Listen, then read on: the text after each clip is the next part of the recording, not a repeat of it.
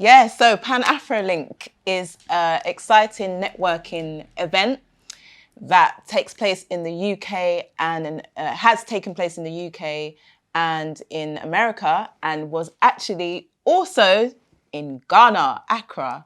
So PANAFROLINK is where all the Pan-Africanist mindset people gather and network, essentially.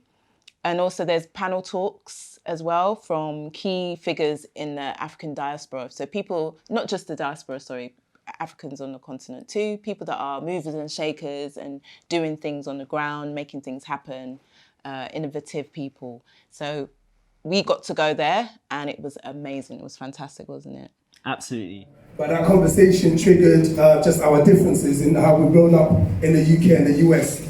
And we actually realized that everyone's got different experiences around the world. What we do have in common is that we're Africans. Whether you are African and you're connected 6 hours away in London to Accra, or you're maybe a 10-hour trip or 24-hour trip from the US, you are still African, and everyone's got their different paths, and we just have to meet each other where we are. Mm-hmm. And a lot of the time, we've often found ourselves lost because we feel like we don't understand each other. And I think it's time that we start to understand that it doesn't matter what your story is. The main thing, do we have common goals? And how do we start building that? So PANAFROLINK, we went there because we went to the event that they held in London and Holborn, and we were blown away, simply put, by how they put the event together and what happened and the intentions of it. It was founded by Luo Deng, Eddie Kadi, and a brother called Ant, who's a great friend of Luo Deng.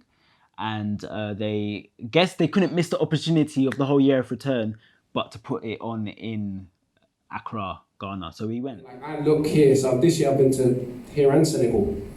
And just looking at the way young black men in particular behave towards each other in Ghana and Senegal versus what we see back home in London, I'm just like, it's night and day.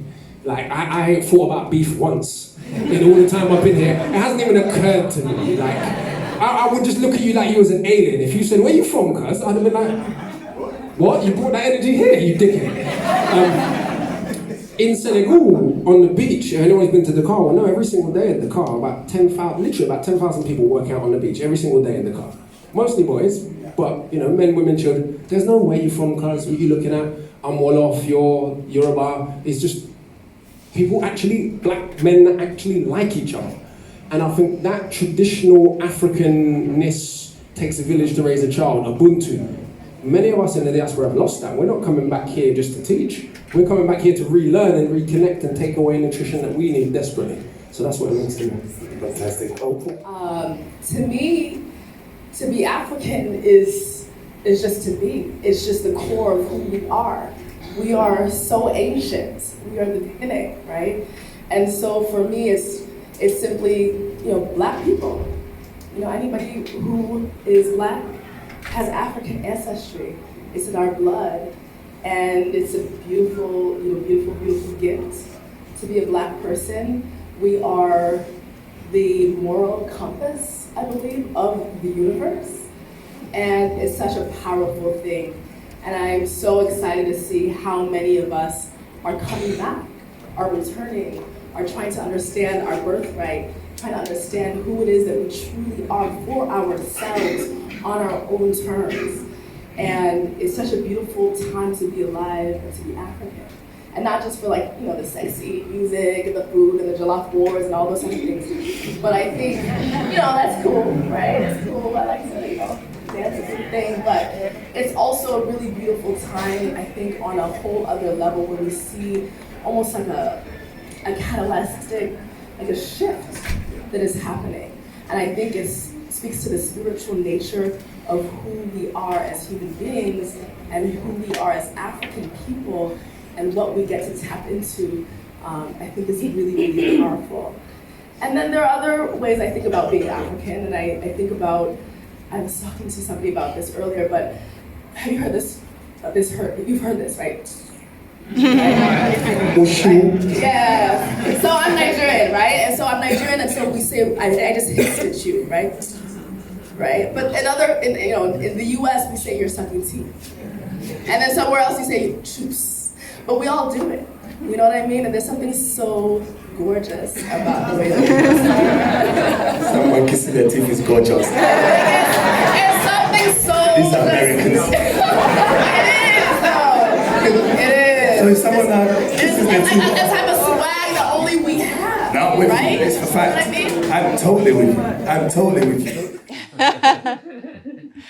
No, it's deep. It's kind of like, so there was two different separate panels asking different questions about the year of return. They were exploring what was happening in Ghana and the power of that. You know, are we running with this whole spirit of the year of return and only seeing the positive aspects, but what are the criticisms?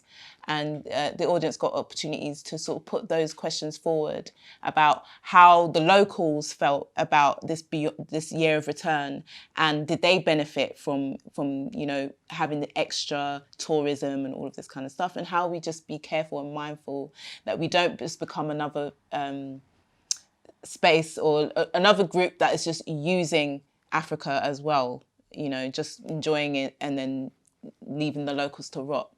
So these questions came up, and a lot of kind of, the mindset was very impressive. A lot of people were of the mindset of like, we're not going to do that. We want our locals to benefit from this year of return and extra income that's coming. I think an extra 250 people visited, around 250,000 people visited extra and brought in some countless amount of money, which is obviously going to trickle down to the people, we hope. So yeah, these things were discussed on the panel, and it was very interesting and enlightening to see a lot of people on the correct mindset. And so I think that there's an appreciation that I want to have in this space for the people who won't even be able to access a space like this. Because this is this conversation that we're having. It's a privileged space.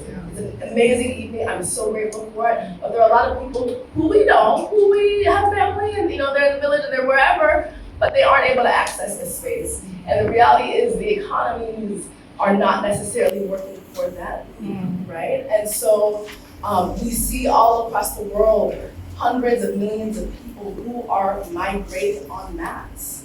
Because not only do the economies not work, but we have wars, we have famine, we have climate change that is causing way more havoc on the African continent than it is on any part of the world. So I think we have to grapple with the realities of those who are at the margins of the margins, but who are actually the majority. The majority of the world is living on not much at all, right? On not much at all. And I think we have to be very honest about that. Like what it really takes for us to have the type of lives that we have, to have the shoes that we have, to have the phones that we have, to have the ability to get on these airplanes and so on. So many people cannot do what we've done tonight on stage, right? And I just, I don't want to be super sober and, but I kind of do at the same time, right? I want to be honest about what time it is that we're living in, right? And I was here actually I was in Senegal about 7-8 years ago. I was sharing this story with some friends earlier, and I had my cell phone. I was in a media training with a lot of different grassroots movement leaders from around the continent, and they were looking at me and they're just like, look at you and your phone. And do you know the coltan and what's happening to the children in Congo? Do you know what's happening because of your phone? Because you want to have this tool, and it's so cheap for you, but it costs us our lives. And they confronted me. I tell you, that conversation, that meeting changed the entire course of my life, because I was so convicted and so confronted with what it really means to live in the Western world, and to hold those values and to value profit margins, products, access over people. And so for me, what I want to offer in this conversation is this around nation building is, we got to bring everybody with us. Yeah. And we got to make the margins, people on the margin, we need to bring them center. And that's the kind of world I'm trying to build, that's trying to nation that I'm trying to build with real African values. Because it was real African values that taught me how to fight, taught me how to look out for my siblings, whether or not they were blood or not. They didn't like me, they were mine. And so I fight for mine, no matter where we are. What they're doing is special. Their hearts are special, and yeah, it was a pleasure to not only go to the event but also to capture them on film.